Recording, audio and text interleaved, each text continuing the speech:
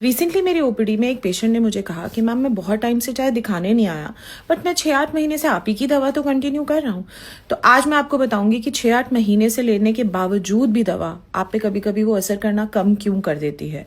आयुर्वेद में एक वर्ड आया है बल, और वो भी 3 तरह का होता है। एक होता है सहज बल, यानी कि जिस बल या स्ट्रेंथ के साथ आप पैदा होते हैं वो डेमोग्राफिक लोकेशन के हिसाब से अलग अलग भी हो सकता है। जैसे Punjabis chole bhature better tolerate करते हैं और साउथ इंडियंस फर्मेंटेड फूड ज्यादा टॉलरेट करते हैं।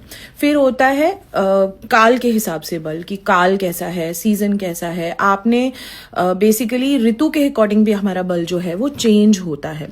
थर्ड होता है युक्तिकृत बल, यानी कि आपने कोई रसायन लिया या कोई ट्रीटमेंट किया या फिर ऐसी कोई मेडिसिन ली जिसकी वजह से आपका बल या स्ट्रेंथ जो है वो चेंज हो सकती है। नाउ ये जो स्ट्रेंथ है, इसी के चलते आप अपनी मेडिसिन या जो भी आपको डाइट दिया जा रहा है उसको आप पचाते हैं, असिमिलेट करते हैं और उसी से रिजल्ट्स आते हैं। सो बेसिकली अगर आप जहां रहते हैं, ऑफ कोर्स वहां सीजन बदल रहा है, ऑफ कोर्स आप कोई ना कोई मल्टीविटामिन ऐड कर लेते हैं, या आपको कोई बीमार हुए तो किसी और डॉक्टर ने आपको कोई दवा दी।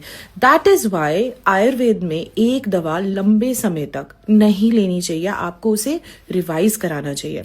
सो you should know when to revise the prescription, when to upgrade the prescription and when to stop the prescription. उसके लिए आपको एक चिकित्सक, एक वैद्य से मिलना बहुत जरूरी है। सो नेक्स्ट टाइम अगर आपको कोई डॉक्टर दवा देते हैं, डेफिनेटली आस्क देम कि ये दवा कब तक खानी है और डॉक्टर साहब या वैद्य आपसे वापस कब मिलना है।